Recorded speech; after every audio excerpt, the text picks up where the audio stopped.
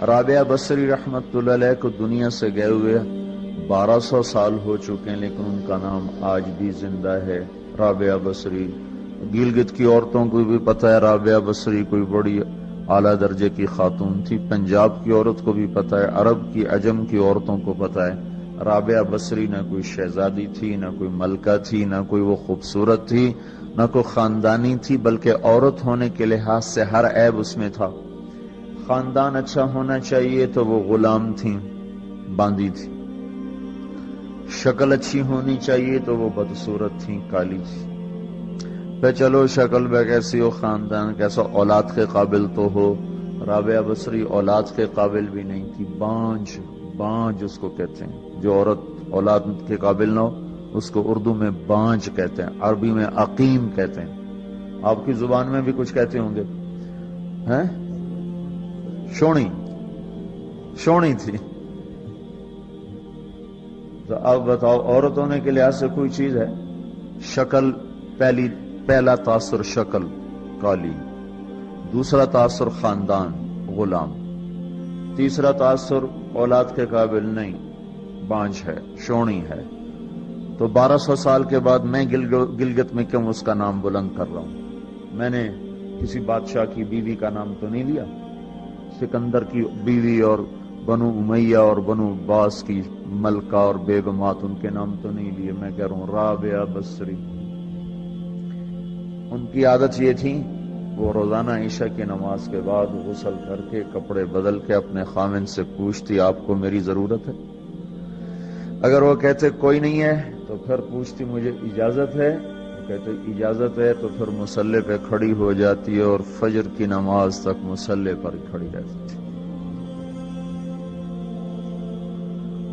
ان کا خامن جلدی فوت ہو گیا، جوانی میں ہی بیوہ ہو گئی، تو حسن بصری بصرہ کے امام، کیا سارے مسلمانوں کے امام تھے، وہ خود آئے، خود چل کے آئے کہ میں آپ سے شادی کرنا چاہتا ہوں۔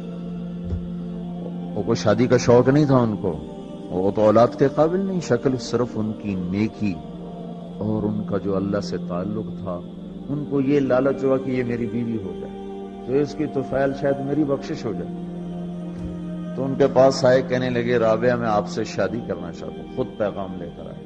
تو انہوں نے فرمایا میری 4 باتوں کا جواب دے دو تو میں شادی کر لیتا ہوں۔ کہنے لگے کیا؟ کہ یہ بتاؤ میں جنتی ہوں کہ دوزخی ہوں؟ کہنے لگے یہ تو میں کچھ نہیں کہہ سکتا۔ اچھا یہ بتاؤ جب اللہ تعالیٰ قیامت میں اعمال نامے اڑائے گا، کسی کے سیدھے ہاتھ میں آئے گا، کسی کو الٹے ہاتھ میں آئے گا، میرے سیدھے ہاتھ میں آئے گا کہ الٹے ہاتھ میں آئے گا؟ کہنے لگے یہ بھی کچھ نہیں بتا سکتا۔ کہنے لگے اچھا یہ بتاؤ جب اللہ نیکیوں کو تولے گا، کسی کی نیکیاں بڑھ جائیں گی، کسی کے گناہ بڑھ جائیں گے، میرے گناہ زیادہ ہوں گے، نیکیاں زیادہ ہوں گی؟ کہ یہ بھی نہیں بتا سکتا۔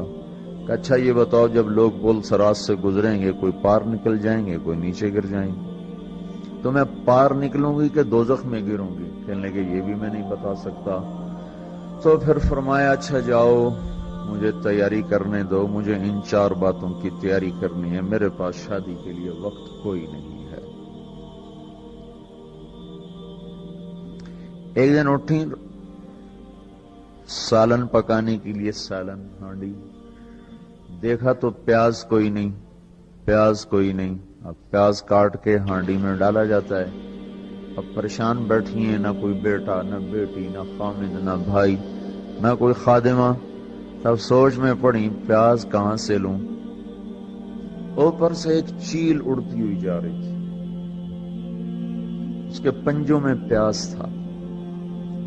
جب وہ اوپر آئی ہے تو اس کے پنجے چھوٹے اور پیاز سیدھا رابعہ بصری کی گود میں آ کے گرا۔ جو ہم سے دوستی لگاتے ہیں ہم پرندوں کو ان کا خدمت گزار بنا دیتے ہیں، ہاں جو اللہ سے دوستی لگا لیتے ہیں اللہ دنیا ان کے لیے مسخر کر دیتا، اللہ دنیا ان کے پاؤں میں ڈال دیتا۔ تو جب ان کا انتقال ہوا، رات کو ان کا انتقال ہوا، تو اپنی خادمہ سے کہا بس 2-4 آدمی بلا کے مجھے جلدی سے دفن کر دو، کسی کو نہ بتاؤ، صبح لوگوں کو بتا دینا،